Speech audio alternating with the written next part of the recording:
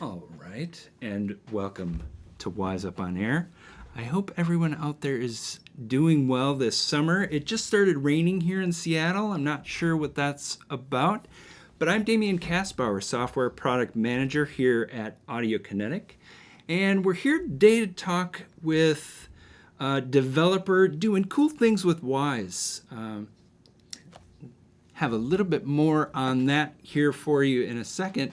But right out of the gate, I like to get some news going, and so let's just jump right into it. If you've been following along at home, you'll know that this spring we released the public preview for Wise 22.1. And just last week, we released the public preview 2, or beta. So this is an early release version of Wise 22.1, our full release that will be coming out in the fall. And what we're excited about here is to talk about all of the cool things that will land in your development pipelines, but that you have a chance to give a try early on here before the full release.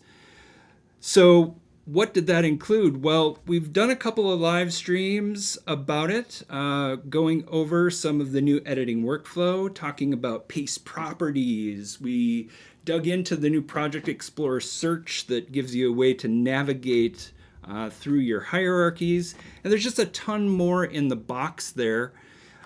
Point you over to the Audiokinetic blog, where you can get a deep dive on all the features that are in the box there. And that's recently been updated with the new integrations piece that comes as part of the beta 2 that's available right now. And this has things like auto-defined sound banks, Unreal integration using those as an evolution of our event-based packaging, UE5 large world support. You can get all the information you need on the website in our documentation and the migration notes for that. And we're going to have a hands-on that'll go deeper into this integration side of the beta 2 coming up in a week or so on August 10th. So circle back for that, because we're super excited to really go deep on this new side of the 22.1 release, and really taking another step forward in what we believe is the future of asset management, kind of unleashing ourselves from manual sound bank management and handing that responsibility and leaving it with the game engine to manage those assets dynamically. So you want to tune in for that and get a deeper dive hands-on from the integrations team, who'll be walking and talking us through that in real time. So show up for the information and drop some comments in the chat. Let us know if you have questions throughout.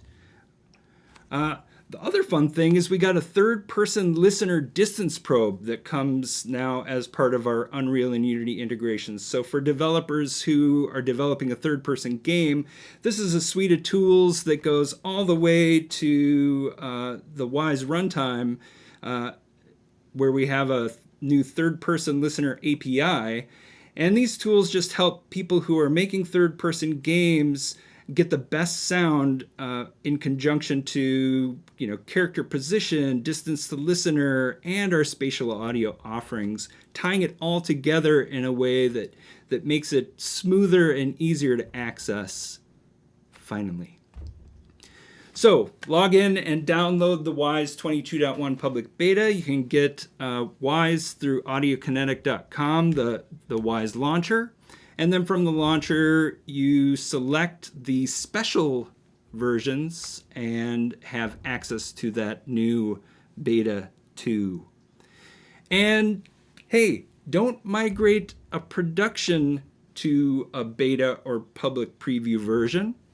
Save it for the full release. But we're definitely interested in getting your feedback about these early releases so that we can help drive future development. We've attached a survey right there in the launcher for an installed version of a beta. And we have a whole host of feedback channels that you can reach out to us and let us know how it goes. Again, we're listening here actively to your experience with these early previews of Wwise 22.1 and hoping to drive that back into development and align with the way that you're working with Wwise. So, and this is a really cool part of the Wwise Up On Air series for me, because speaking of, how people are using Wwise, we're always keeping an eye and ear out for ways that people are doing interesting things with Wwise out in the community. If you're doing something cool, drop us a line or bring it to the surface, because we love to hear and see what people are doing with Wwise out there in the community. And speaking of that, this is from Gabriel Gallardo Alarcon. He set up Wwise for a spatial live electronic performance. I thought this was super cool because we've talked here on Wwise Up On Air before about using Wwise as a sound source, as using it as a synthesizer, essentially, and doing cool things. Well, this video, I'll play a short segment of it. You'll see him rocking the MPK and triggering sounds from Wwise and controlling them in real time with the knobs on the control surface.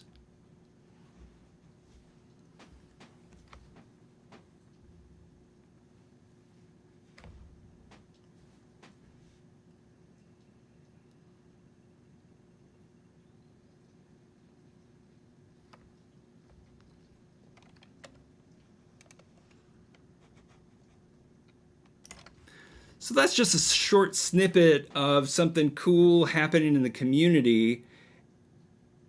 And I can't wait for you to try that video out on your own and hear more of what he was able to pull off with Wwise and control surface.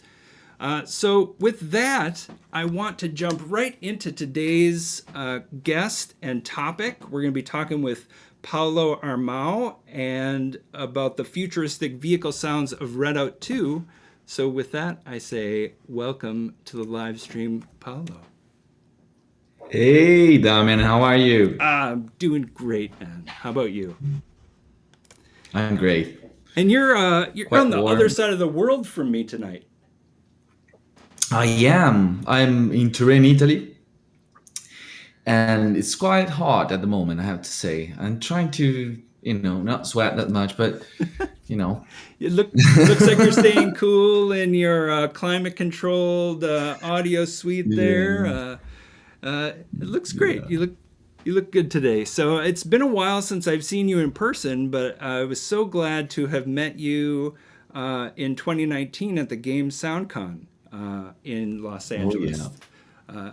Now, at the time, you were presenting on a different game, but do you want to talk a little bit about how you arrived there, maybe, or in the industry, and leading up to that time that I met you? Well, I was at the Game SoundCon, and it was 2019, and it was for another game. It was for Blind. Yeah. That was a VR game, and I remember. I think we had the first beer I had was with you. Yeah. I don't remember if it was a beer, but I remember we had a great dinner. Yes. And that was pretty fascinating to be there with all the audio people. I hope that I'm gonna make it this year.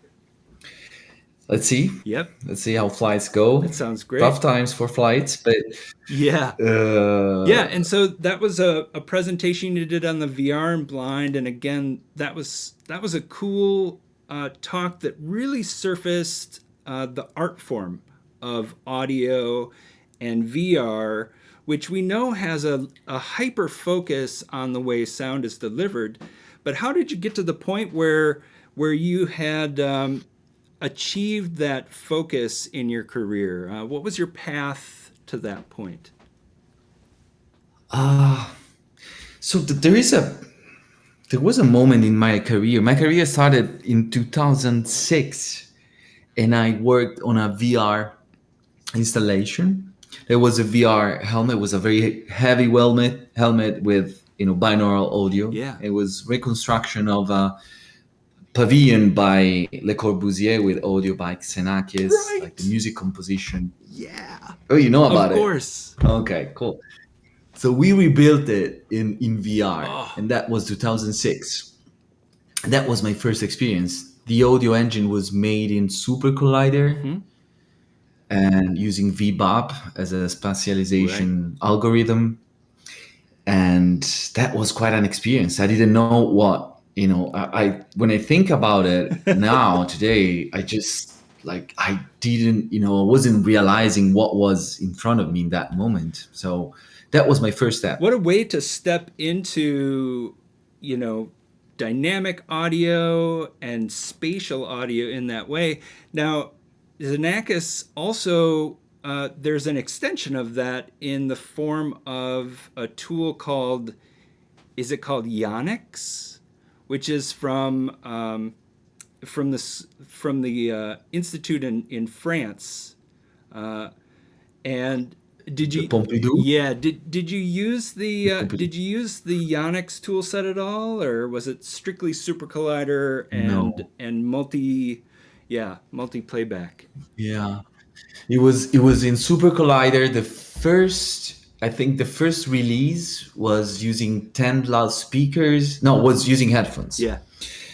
And we had some ARs pre-recorded because computers were not that ready for that. So we were loading the impulse response of the position of the head position frame by frame. Yeah. But now it's easier. Then we did a nice beautiful, and that was 2010. We went to New York thanks to Professor Vincenzo Lombardo and Andrea Valle, two professors here in Turin at the University of Turin. We went to New York and at the Judson Church, which is, I think, pretty famous for dance and theater performances. And we had this beautiful performance using 10 loudspeakers and four subwoofers, if I remember well, or 2 or 4 subwoofers. It was pretty, intense. Wow. It was pretty intense to realize what it means to build an audio engine. Right. Well, and so fast forward, you moved through VR with Blind and are arriving here today to talk about Redout 2. And so it's a sequel, but it really takes the franchise forward in leaps and bounds from what I'm hearing in comparison. You want to talk about how you arrived at this project? I was working actually in between. I worked for 15 years in the movie industry. Gotcha. And I used to, was partner in a studio, and we were doing animation films and feature films and documentaries. And Valerio Di Donato from 3-4 Big Things, we met somewhere here in Turin, and he said, well, we're working on a game. Do you want to jump in and see how it works? We have 9 months to release the game. And audio, we have the music, but we don't have any audio. And that was Redout 1, the first chapter.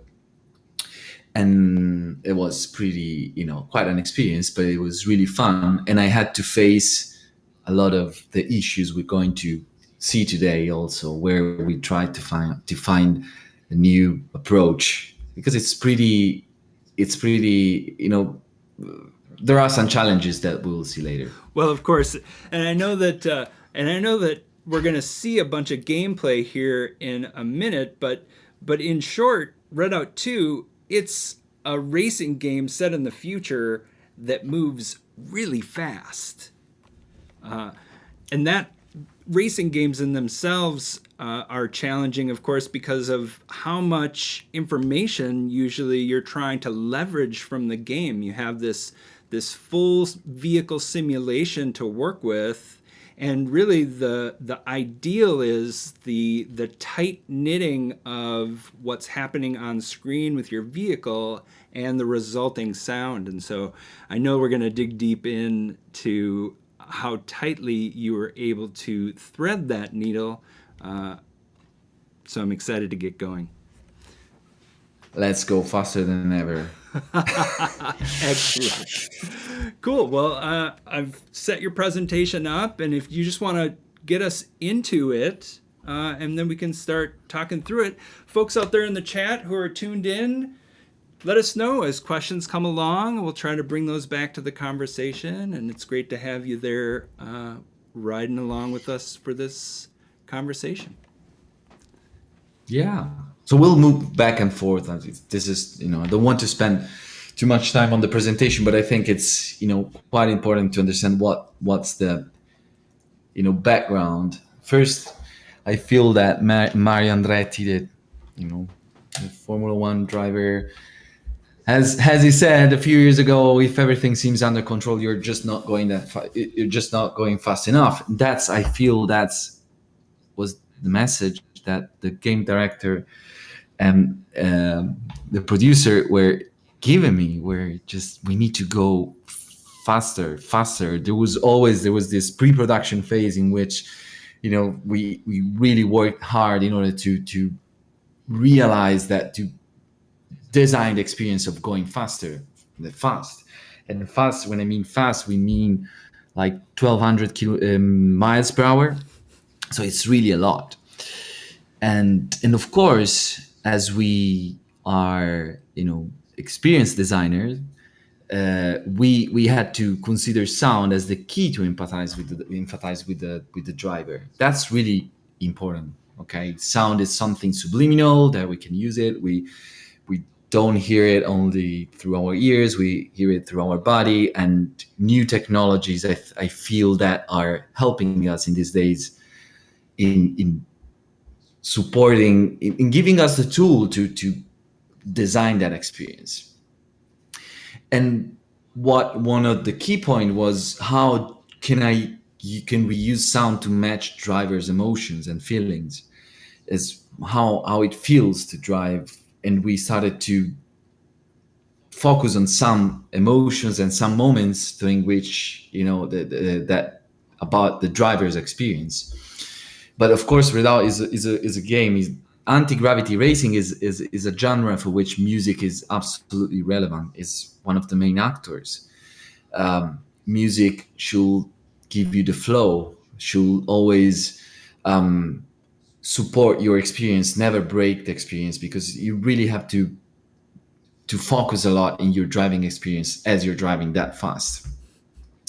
And in that sense, also, we should consider sound as something that should never interrupt that flow, or at least we should design some moments during which sound can interrupt that flow.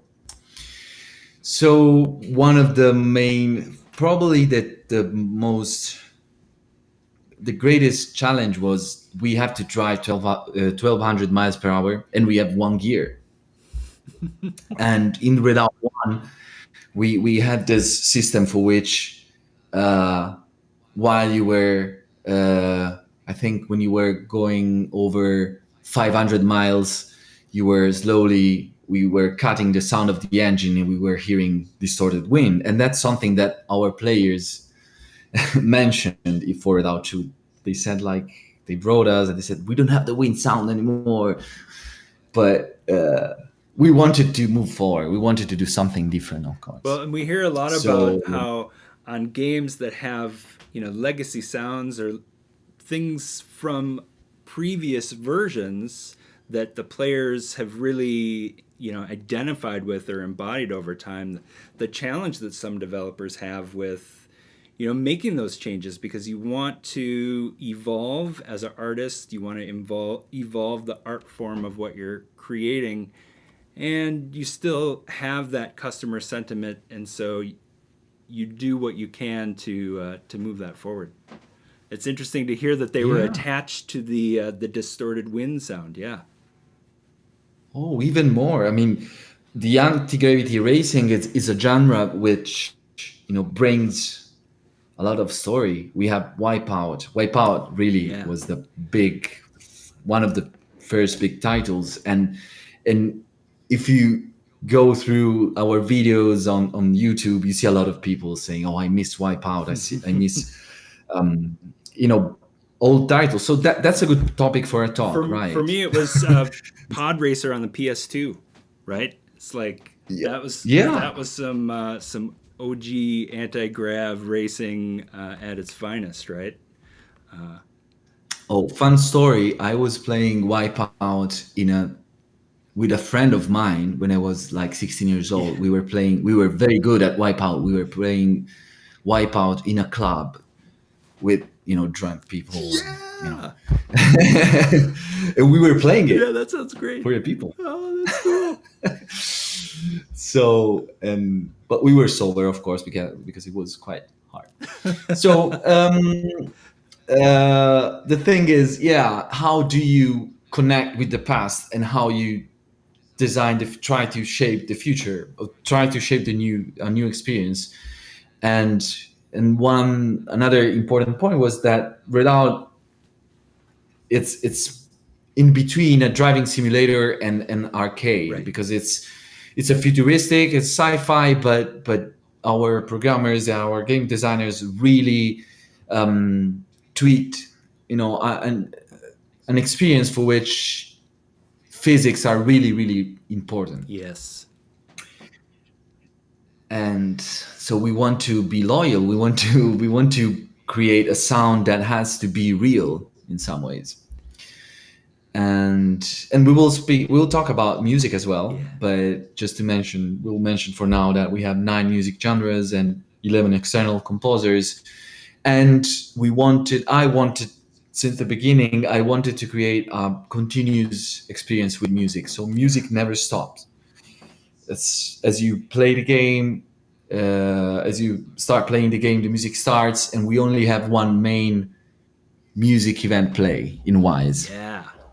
And we will talk about it. So then you orchestrate everything else with transitions. That is such a smart way to go, and I love how we've arrived during a generation where that's possible. Because certainly we remember the time when you'd hit a loading screen, and it would be a hard stop on audio, while the game was basically unloaded and reloaded to support whatever the next level was. So it's great to keep that flow, because back to that flow state, you want people to stay engaged. You want them to stay hype for what's going to happen next. And it sounds like you found a good way to do that. Yeah, it was fun. And we'll start talking about a few a few ideas about the sound of the ship. Those are like the audio components that we attach to each ship. Of course, we have some optimization coming, for NPCs, but that was the first idea. We actually cut some of this, but it was clear enough that I wanted to have a thruster, of course, and we will see how it works and why it's useful. Synthesized engine sound, but also we have a real sound.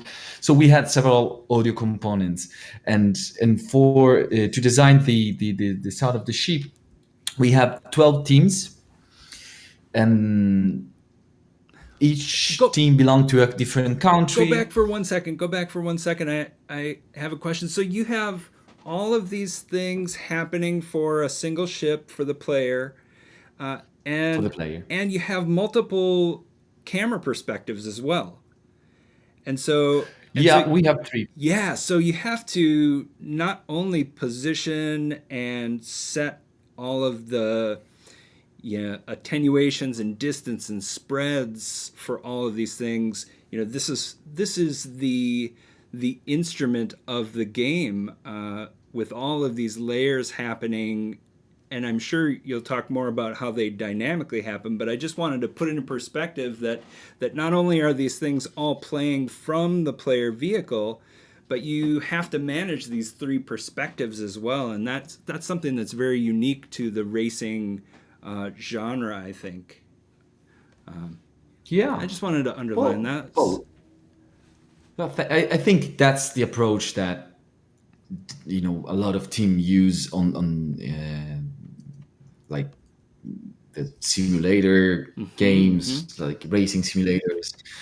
It's actually, in this case, it's, we cut a lot of this, but just because, though this was the first iteration that I made, but then we realized you're never going to hear left glass vibration, right glass vibration, because you're driving again too fast and you have loud music, so we have to cut it. But at least we tried, and it worked pretty well, I have to say. But the focus on sound design should be quite different. I realized right after the pre-production phase, analyzing all the results after the pre-production. So, but we'll see some stuff. Okay, cool. Of course, we will see. Okay, good context. Thank you. And so we have 12 teams, and each team belongs to a different country, and we have different physics and engines, technologies. So what I did is I made some proposals to the game director and to the game designers, associating the sound from a real car, or a real engine. We have some bikes as well. We have I think we have a biplane or something like that, and that was fun.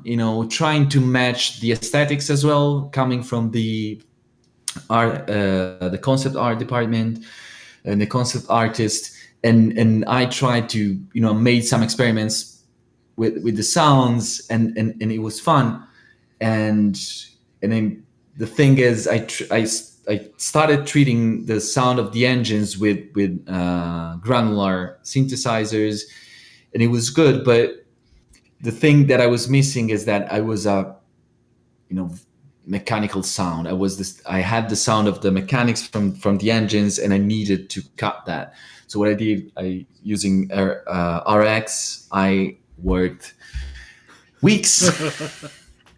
Sorry, I'm still overwhelmed. Yeah, I worked weeks trying to keep just the harmonics of the engine. So this is you in RX, which is a tool for doing precision work on audio files.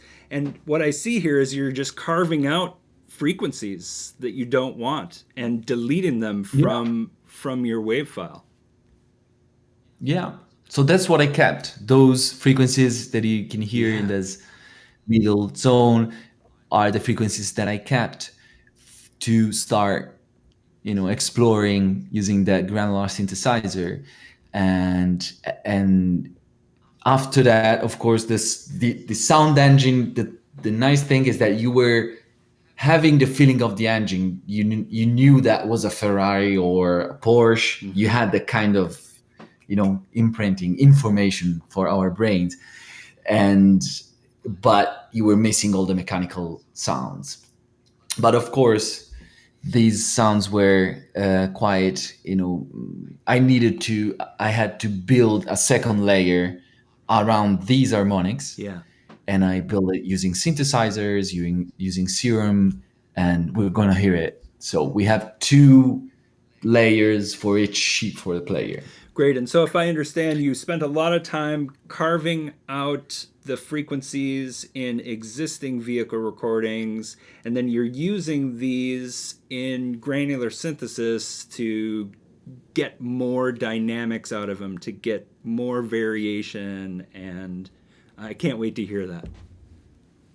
That's correct. Yeah. And that's, like the mastering session for this engine, that's before the export. One tricky thing was export all the engines using at the same level. That's not, it was quite complex because when you build some dynamics, so those are the 2 layers. You have the synth engine and the real engine. And when you build some dynamics between them and you change a little bit the volume of a single layer, you completely, drastically change the result of what you get. So even the mastering session was pretty tough. What's really important was, what I realized very soon is that I needed a granular synthesizer that was able to was not that optimized for sound, like for engine sounds. Mm-hmm. We have some great tools, thank God, that hopefully I'm going to use in the future.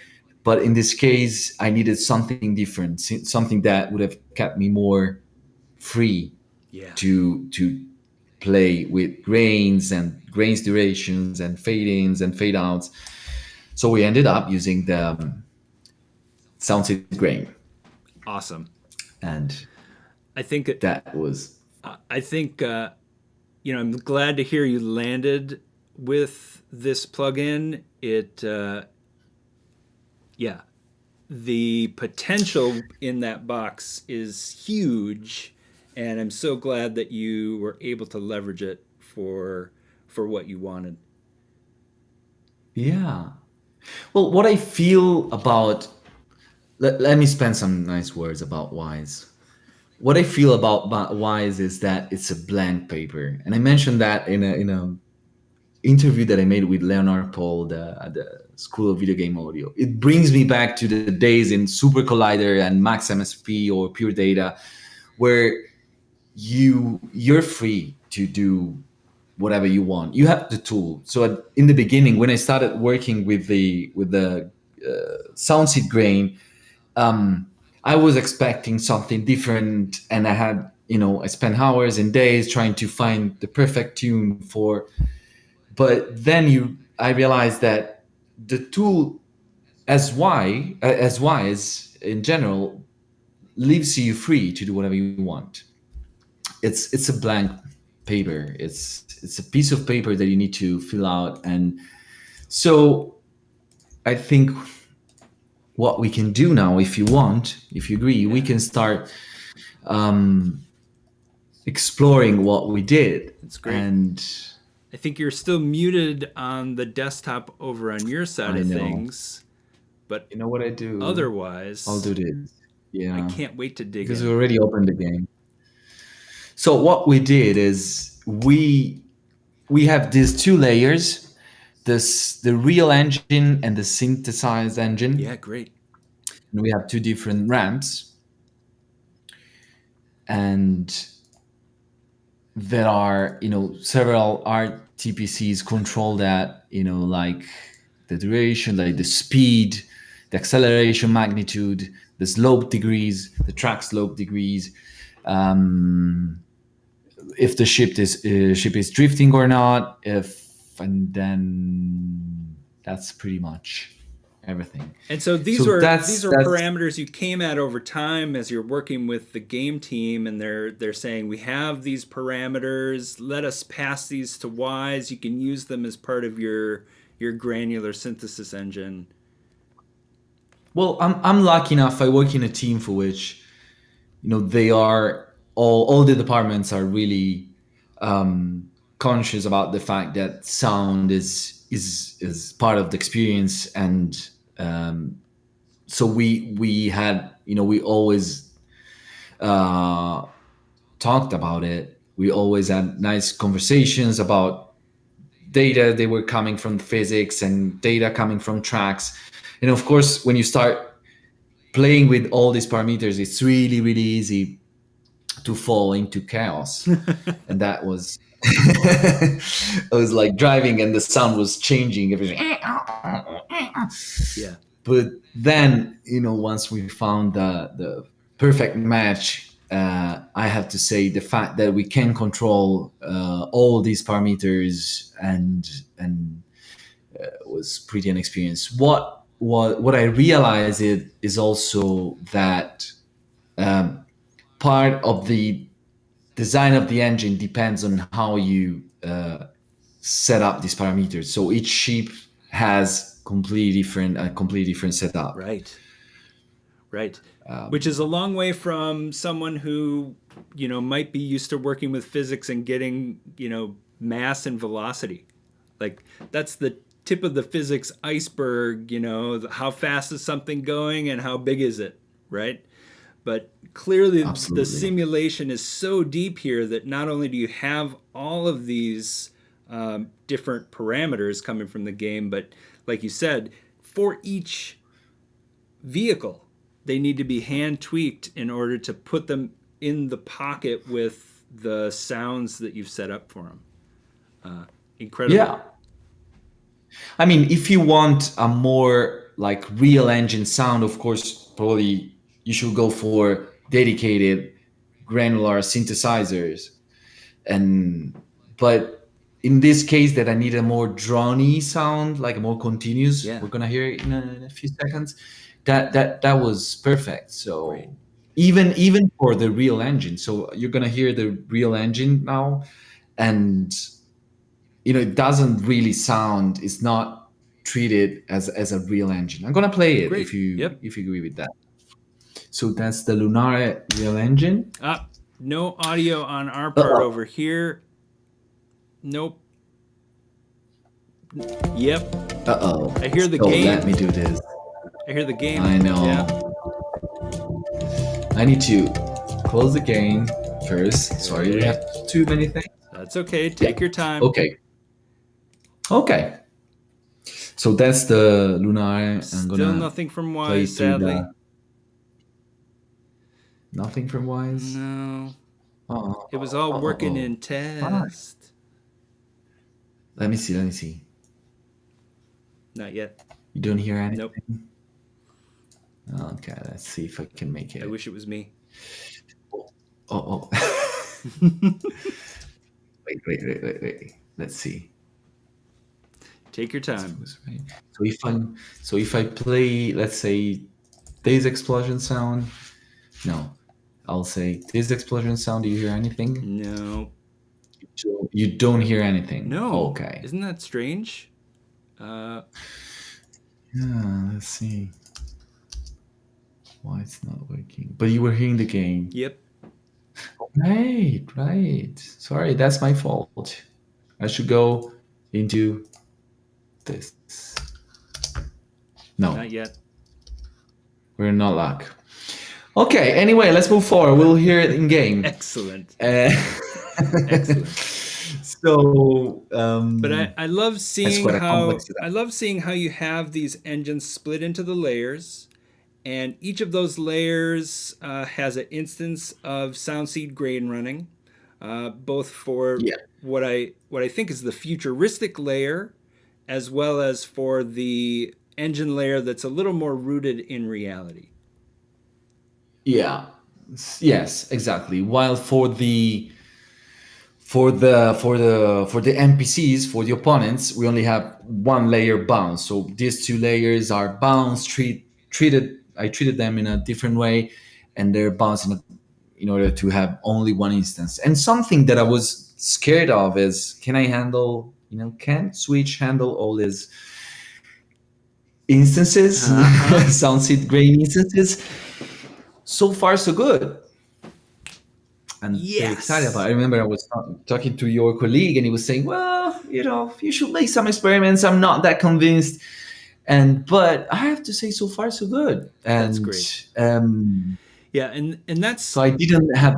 That's a great thing from a couple different perspectives, right? Because, if you're able to leverage the CPU resources on the Switch for audio, you can maybe do with less size on disk for loops or content or ramps or whatever, like you save on that size on disk by leveraging these runtime resources that you have with SoundSeed Grain. So nice. Something that I thought in the past was having like a blend container with mapped on distance, and having like the using the SoundSeed Grain for the when the opponent vehicle is very close, and using like a pre-recorded engine sound, like when the vehicle is distant. But I have to say we're pretty cool with it. We never experienced any particular like CPU issues so it's good.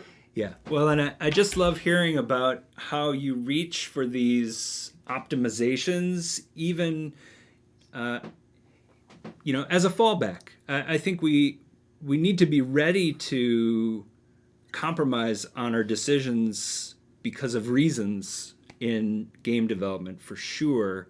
And the fact that you feel like you have these options goes back to your blank page statement, right? It's just that Yeah.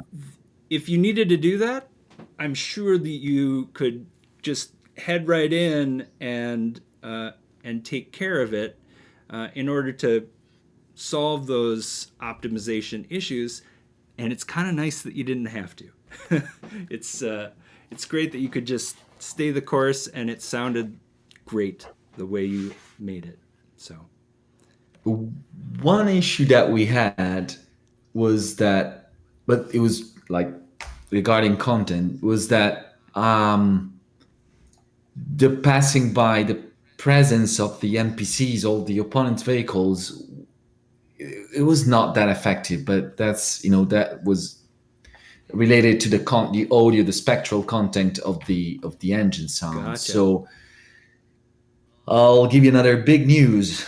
We don't have to SoundSeed Grain instances for each ship, for the player ship. We have 3 okay, SoundSeed Grain instances because we used another instance for the propulsors.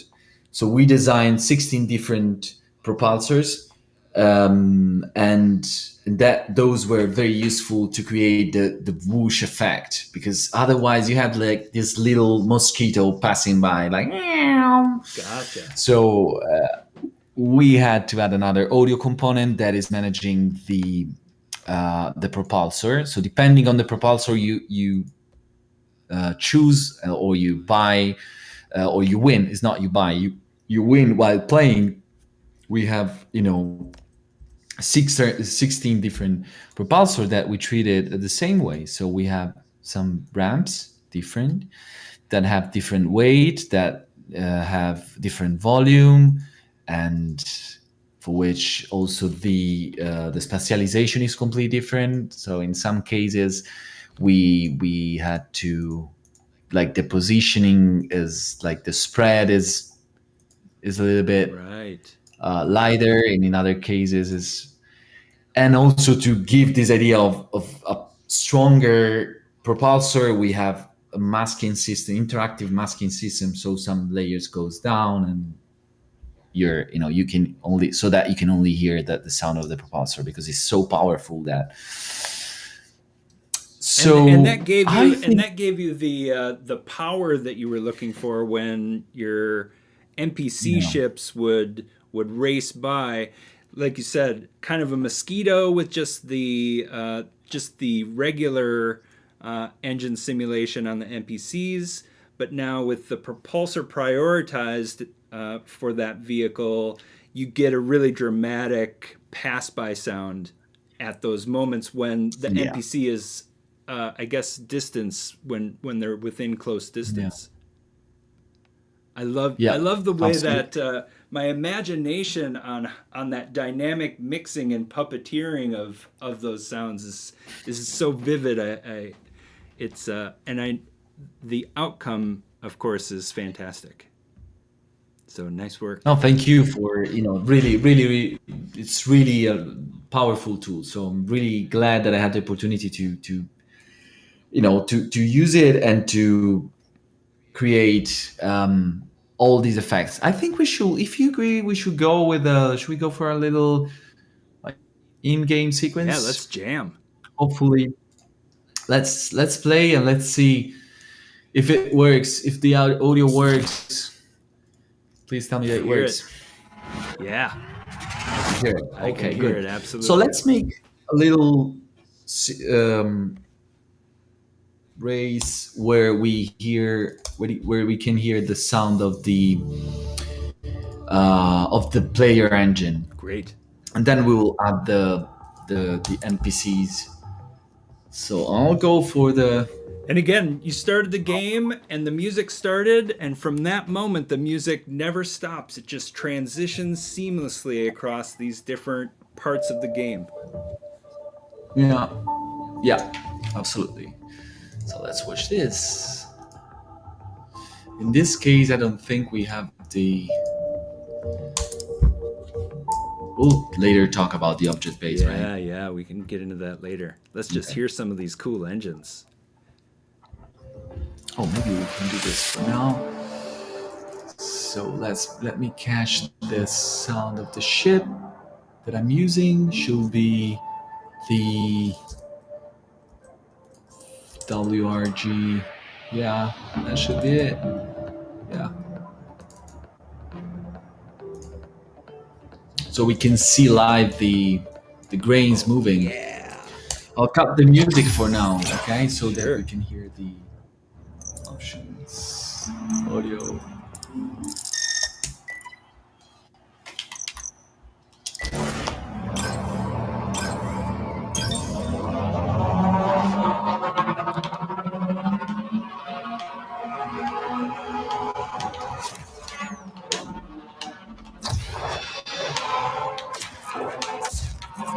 Yeah, and so when your speed up there is a thruster one shot.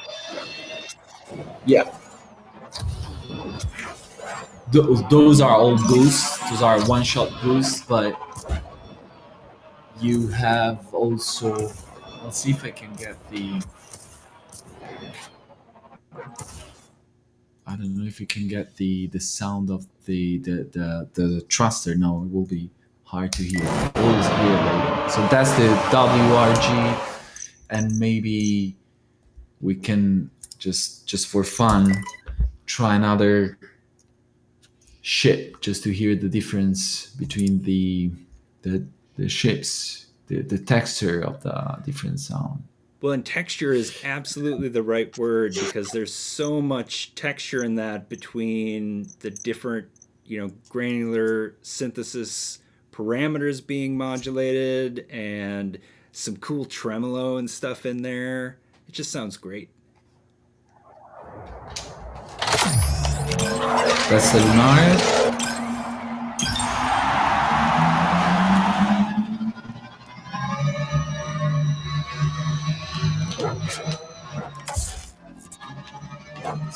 So I'll leave that. So just for fun, Cool. we can do this. That's the sound of the real engine. Gel setting. Oh, let's do this. Okay, that's the real engine sound. This one has a low pass. Maybe quiet. Nice. And then you have like the synth engine. In the synth engines, those are harmonics of the real engine sound. You hear it going up and down because we have a side chaining system that moves the sound, changes the sound depending on what happens, like big boost. Well, that's great. And okay. So it illustrates so well what you were talking about earlier with carving out the frequencies in RX from the original engine loop, and then adding those frequencies in as an additional layer in the granular synthesis, in the more synthetic sound, and then that combination of them, where the original engine sound was really low pass, right? It was really filtered sounding, but as soon as you stack that, granular synth engine on top of it, it just all fills out into like a perfect balance of the spectrum. Really nice. Really good illustration. Good. Thank you for that. If folks have questions as we're going through, drop them into the chat and we'll try to weave them in to the conversation. I'm, very selfishly playing the role of a kid in a candy store here and asking all of the questions. So if you have some, drop them in. We'll be happy to weave them in. Okay, so let's just close this chapter of like engine sound. Maybe we should go for a race with a few opponents so that we can hear the sound of the how we treated the sound of the NPCs. Great. Maybe something like this track. Let's do this and game mode options. Yes, go for race, and we'll put, I don't know, 11 opponents. We can do that. Let's see. So did you get So we'll leave the music Did up. you get really good at the game during development? Look, 24 hours after we released the game, I thought I was pretty good. And less than 24 hours, I went online to play with, some random player, and he gave me, I don't know, like 45 seconds on a 5 minutes race. They're crazy. Like, Wow. it's, yeah. So let's see. That's great. Let's see what happens. Okay.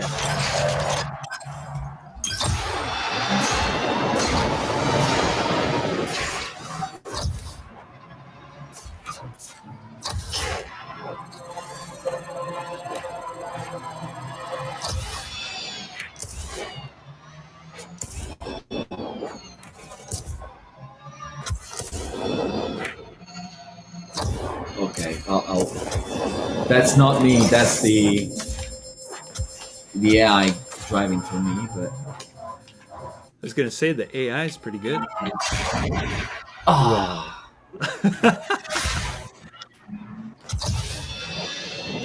After the driving.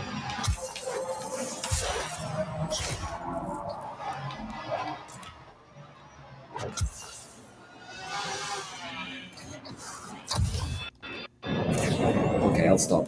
But as you can hear, there is this, like, we have two audio components. The melodic engine faces forward, and while the thruster engine faces backward. So you can really have like a whoosh effect, also because the focus, like the of the audio component, changes depending on where the opponent is compared to our ears. Yeah. Right, and that also must get weird and wild when you're flipping around and flying through the air, or when the NPC is wrecked itself and is flipping around. Cool. Oh yeah. Absolutely. Those are some of my favorite things in games, is when you spend a lot of time on these systems, right? And you're aiming for a kind of accuracy and communication from whatever system it is. And then the joy is when chaos comes to town, and you can hear all of this detail that you've worked into the system in dramatic ways. So I imagine hearing those cars spinning out with all of that positional information. Well, it's a kind of symphony of sort. Oh yeah, you can picture me running in a field and screaming for that moment when that happened. When you realize that everything, you need to connect dots. When you look back and you connect dots, whatever the project is, you just wow, it's a great moment. Well, and again, what I hear from your story of all of the meticulous craftsmanship that you put into sculpting these frequencies, the multiple emitters on a vehicle, or the way that you mix things for these different contexts, it is kind of like a vehicle symphony. So yeah, it's delightful. Thank you. It's delightful.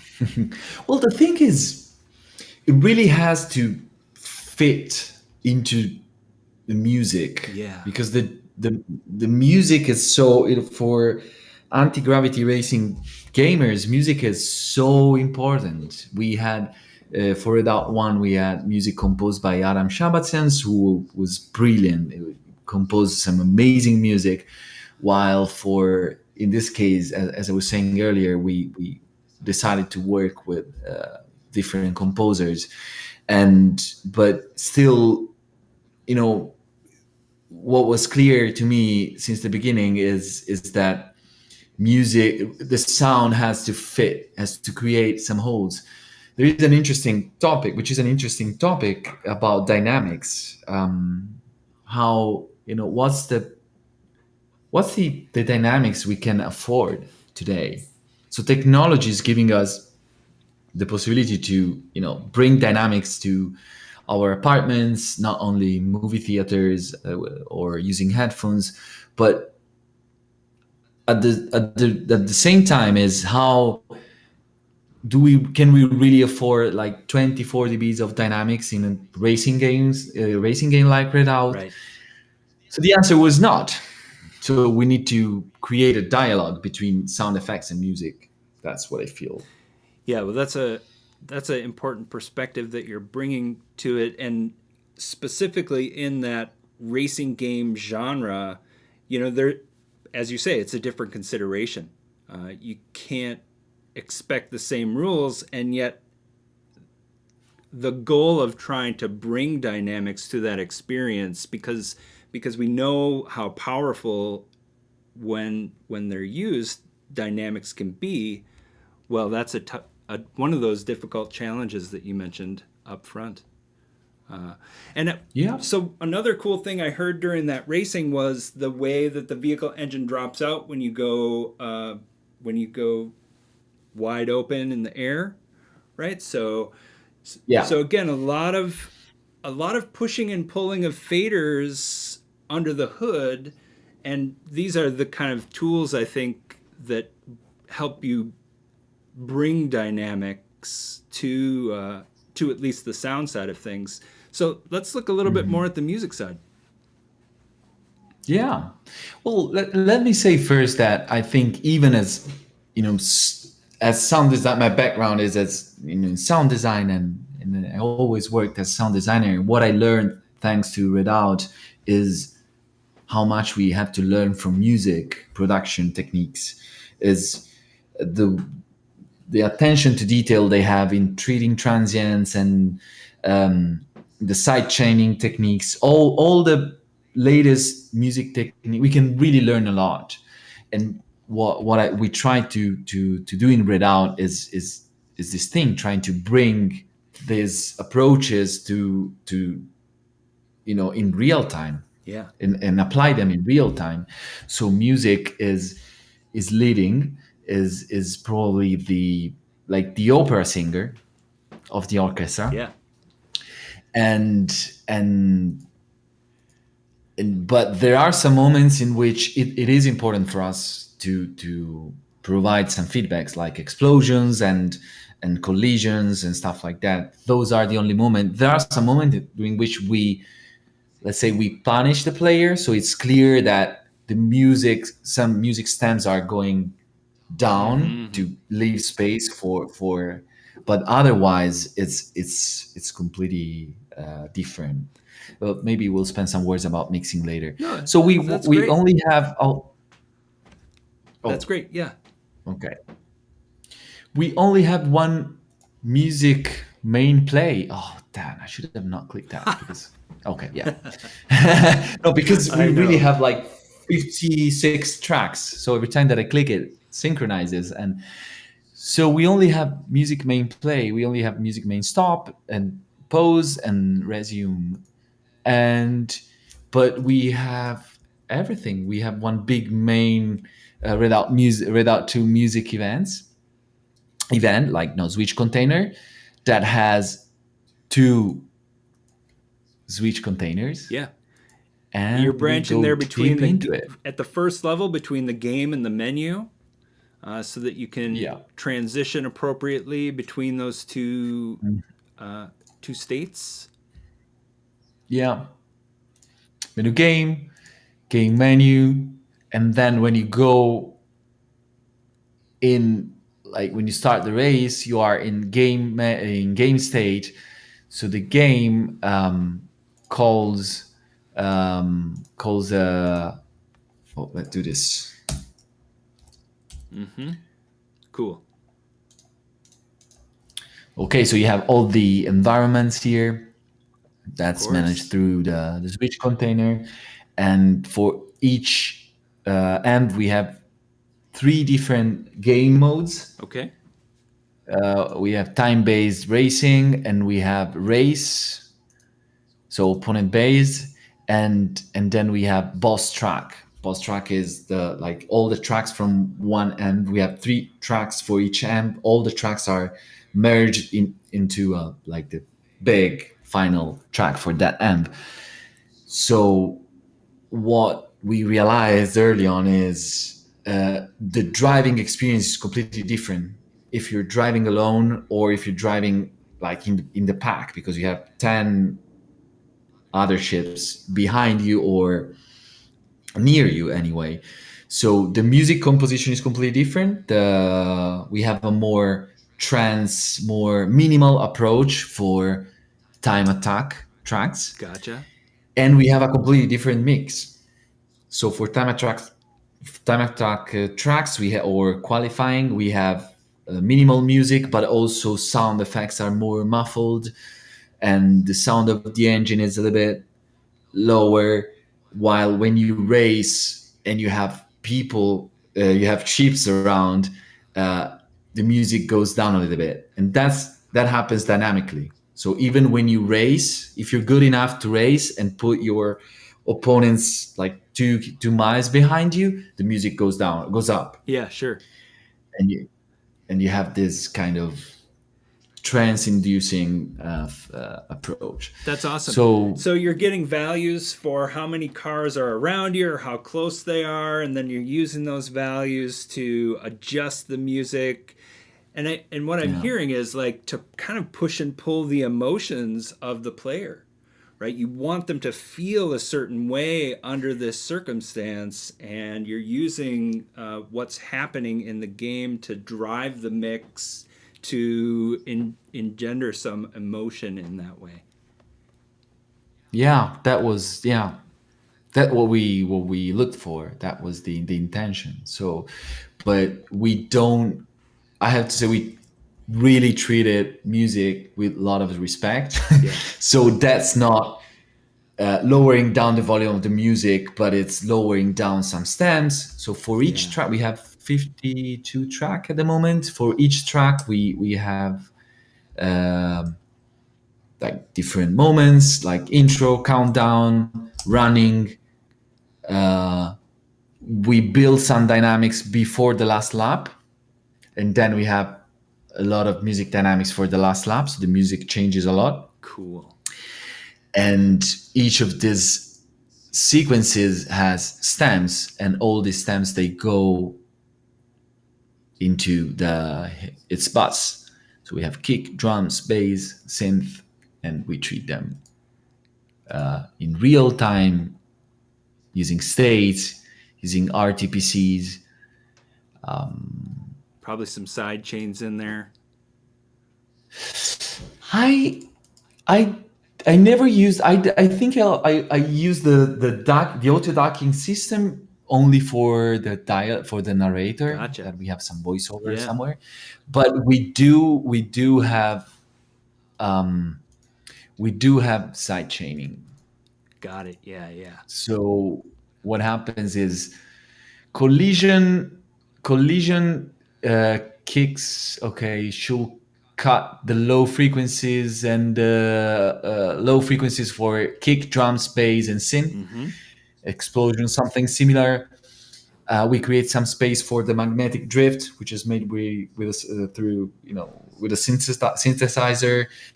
But we have the kick that side chains the ship engine when things goes well. When things go well, it's the kick that side chains the sound of the engine. So you have the engines that goes with the pump with the music, like which is pretty fun. There is a moment in which you have to dance. Yeah, absolutely. Not dance. But I love the way that you're able to play with the relationship between sound and music in that way, and make the car dance. Car engine is essentially dancing, as you have said. Yeah. well, I said dance, but it's not dance. Well. It's, where I would say where the world aligns, right? Yeah. When everything when you're in first position, max speed, you're not making errors. So it's nice if all the, also all the sound effects align, and, they create this unique mood. And I have to think that contributes to someone staying in the flow, right? Like if the alignment of all those things is pleasurable, then you're going to want to keep doing that and do whatever it takes to stay in that groove of synchronicity between the music and sound. So again, another way to reinforce behaviors with sound and music, and try to keep people in that flow state of the ideal racing experience. Yeah. Cool technique. Nice. What else? Yeah, I think, we can, we can, like, do we have time? Do we want to make a quick lap using hearing music and Yeah, engines as well at the same time? let's run a race with no engine sounds, and maybe there's a way to hear some of these dramatic changes. Again, it's always interesting to mute the sound in a game. I don't do it very often, Yeah. but No, well, side chains really depends on sound. That's So true. if we cut, that's why I Yeah, have. That's why I have What about- this set up. So let, can we tell me. mute it in authoring though, and will it still? Yeah, we can do that. The nice thing is using this approach. Yeah.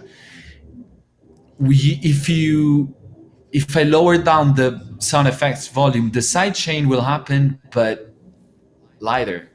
Right. So that's very, that's good.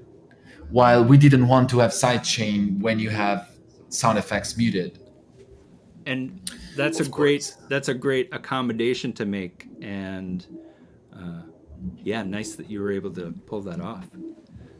So let's cut sound effects. We'll cut local, we'll reconnect, we'll cut the engine sound,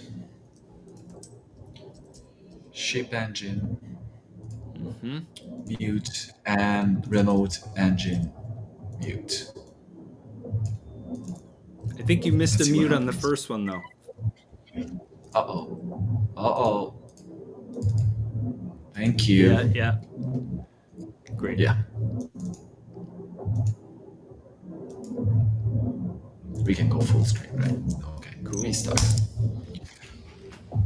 Paolo, this is so much fun. It was really fun for me, so thank you.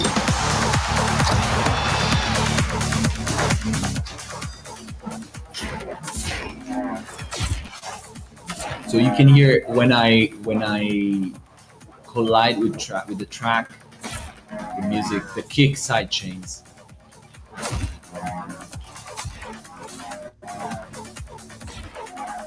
The kick lit space.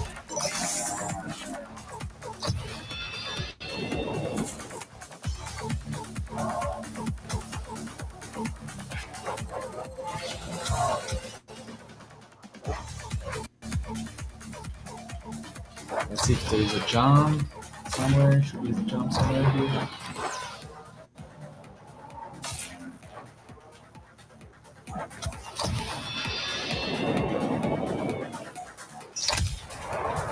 Right. So do you? And then we have some. Oh, sorry. No. Yeah. You do some filtering there when you come off the jump. Nice. Yeah. And sorry, I quit otherwise.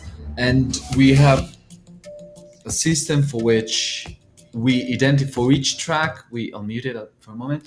For each track, we identified some big jumps. We actually worked with game designers and level designers to create some big jumps. Yeah. And we treated them as music drops. So you have a riser playing when you're approaching the big jump, and then you have the music drop. The music stops completely and then starts again when you land. that's pretty fun. Wow. Okay, so you're setting a state essentially on the approach of that big jump to transition the music into a drop, and then it Yeah. comes back in when you land.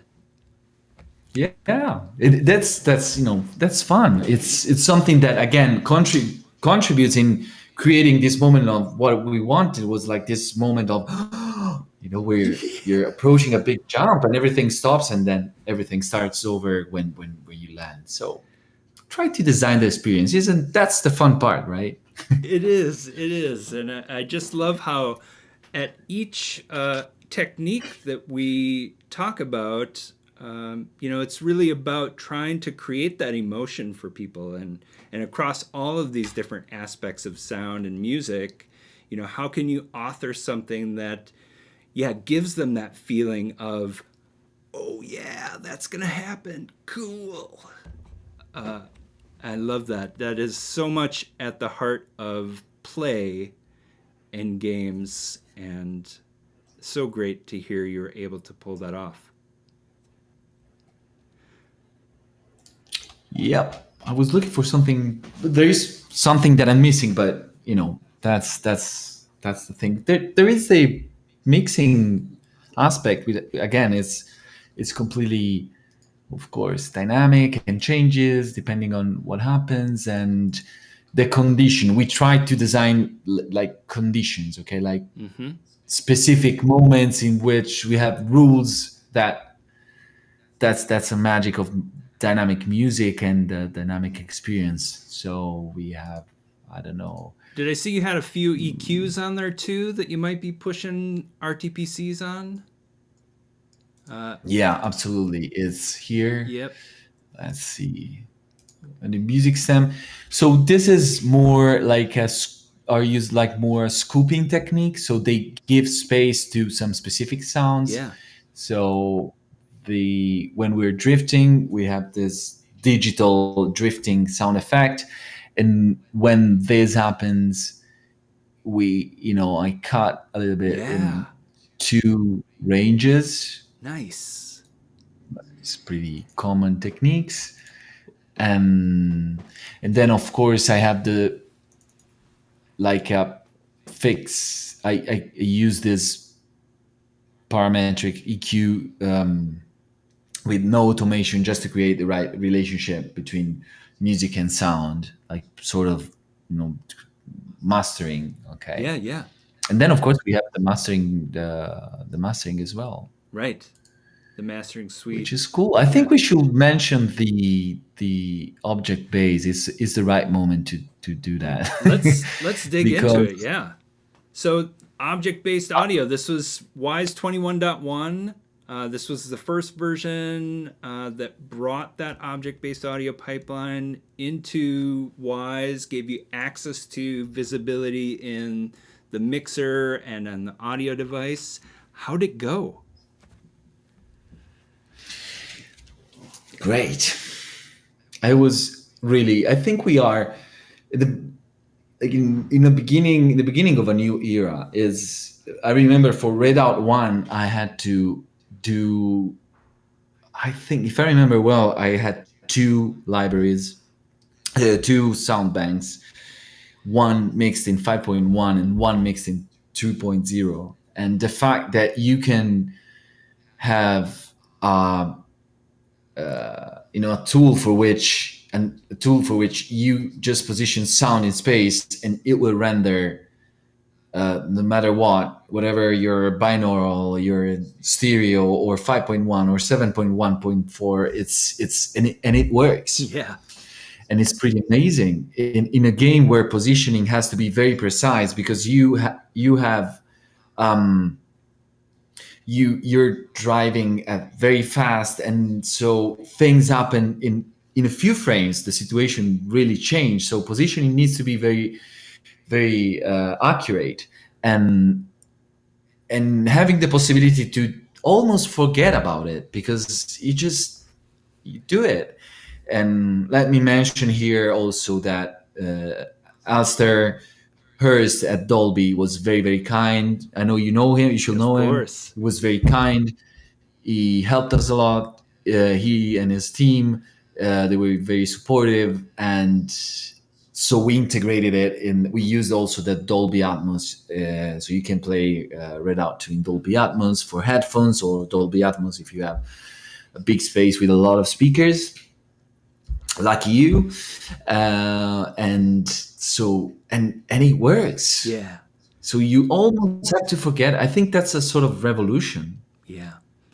And the fact that we are living in a moment in which we, in this case, Dolby, but the object-based system is giving us the possibility to focus on more other stuff, like creating contents, creating dynamics.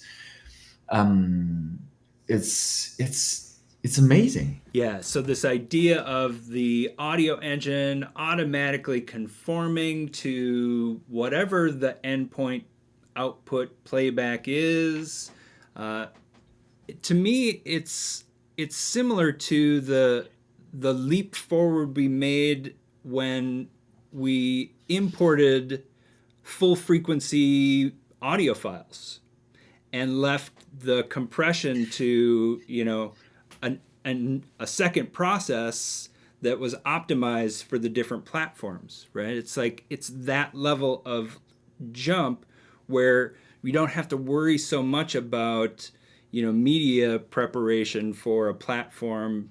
And now today we're moving forward, not having to worry so much about these output considerations, as long as we author with the best output in mind. And it's great to hear that you're able to kind of forget about it. The other part I love about it is it brings it right back to your start when you were working in binaural, in VR, and I think that this object-based, this spatial precision for sounds, well, it just benefits any game that has that kind of requirement, that audio be precisely located, or that it sound realistic, or as real as possible. Yeah. So nice. I'm glad to hear that,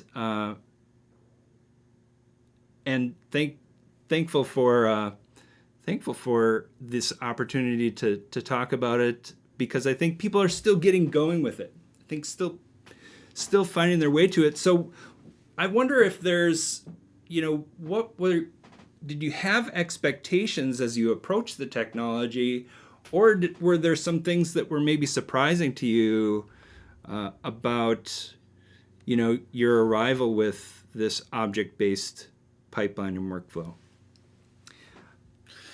Well, as I was saying, the thing is, of course, I think that working in this industry, I had to learn. I was coming from the movie industry, so I had to, was creating contents, and that was all. So coming to this industry, I became pretty. In the beginning, all my focus was on creating contents, but now I really care, and I stress my team every day, and even like the younger people that they join the team, and I always say, don't stop.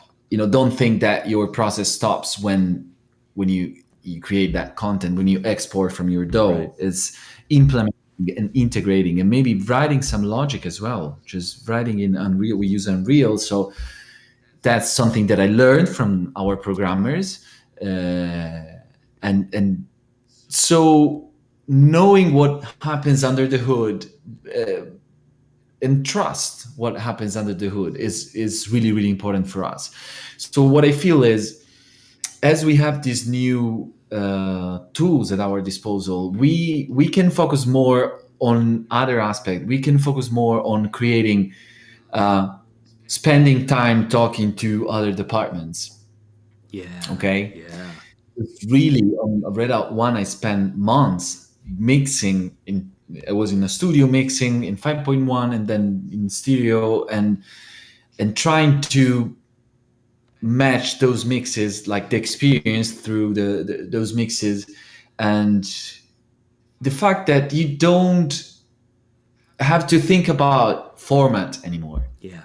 You have to just, design your experience, to put your sound, create your rules, but the way it's going to be rendered is going to be, I trust it, so that's good. For we had some issues with event-based packaging. That's a Yeah. different topic, so I wasn't expecting that. And So, but so, and that's to say, and I'm happy to hear more about that side of development, because I know that we've been working hard to evolve the event-based packaging for the next version of Wwise 22.1. And we have heard your struggles during this time for sure.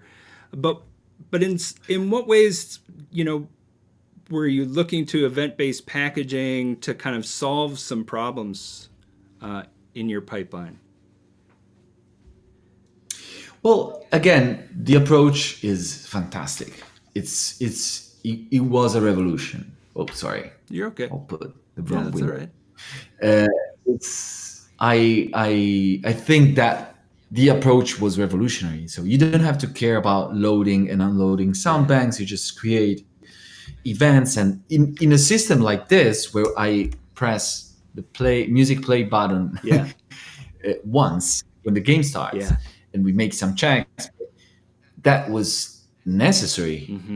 Otherwise we would have spent a lot of time implementing and loading and unloading banks. So it's I think that was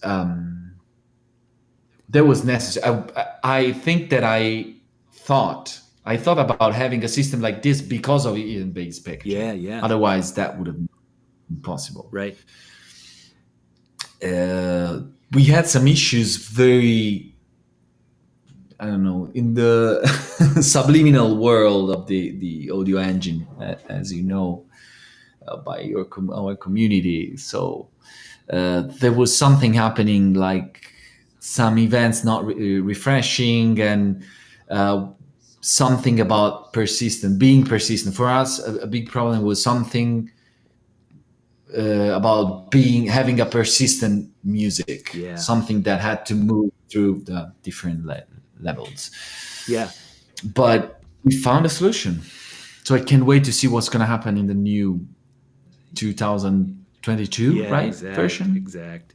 Well, and again, I think it's great to hear that you arrived with something that you were able to work with for the release of Redout 2. We have learned a ton through your experience and other developers who have been working with event-based packaging. Again, trying to release us from this requirement of manually managing sound banks, both from a content perspective as well as from a game side, loading and unloading, as you mentioned. So what the new auto-defined sound banks process in 22.1 does is it something that we had started out creating in Unreal as part of an Unreal side management strategy has moved all the way back to Wwise authoring and Wwise runtime, and so now it starts at home, and we can more easily optimize that asset management moving forward. So we've learned a ton. We really still believe in that vision that you shared about not having to worry about asset management, because like you said before, the less of these technical issues that you have to worry about, the more time you have to focus on what does the player feel, how do these things sound together, and how can I improve the communication between my team, right? How can I be out there having these conversations? And that's really the goal of Wwise in a nutshell, is to try and relieve some of those challenging technical pieces, optimize them so that we can get down to the good business of making games sound great, right? So, Yeah. while I am sorry to hear that it was a struggle, and I hope that it gets better in the future for you, I'm glad that you were able to rely on it to enable this system and ship a fantastic sounding game. Thank you. Thank you very much. Yeah. It's we know we of course we're developing games, so we need struggles.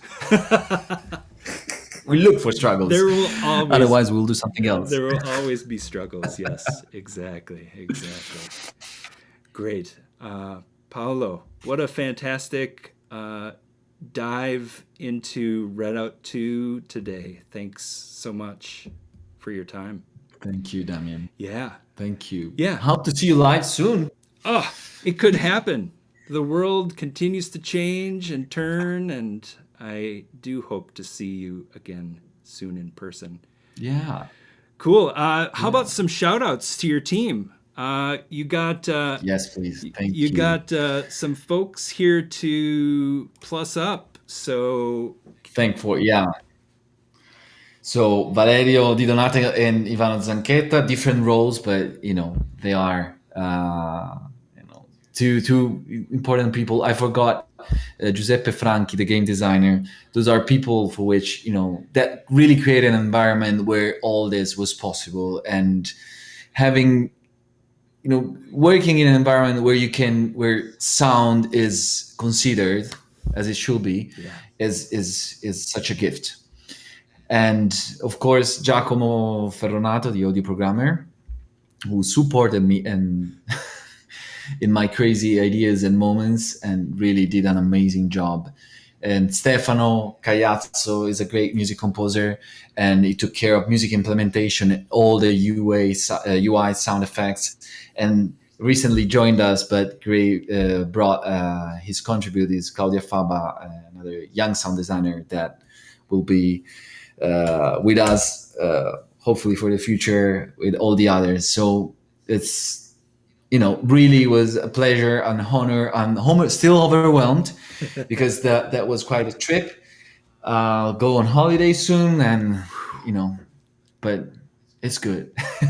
Well, that sounds and thank fantastic. you for all your, also for the support, the community support. It's really important that we share some ideas, and these initiatives like this one that I always follow I can wait for the next week ones where there is that. Yeah, we'll keep trying to bring these stories to the community, because I think we all have a lot to learn from each other, and certainly today is no exception. I learned a ton from you and your focus and your art. Seeing you reach for these techniques in order to make the players feel is just and succeed at those things is satisfying. So thank you for sharing your time and your experience today. Thank you, Damien. Yeah, cool. All right. Well, that was fun. Thanks for doing it. I'll see you again soon in person. And folks out there, get your hands on the beta, give us some feedback, and maybe we'll see you soon as well. So take care until next time. Thanks.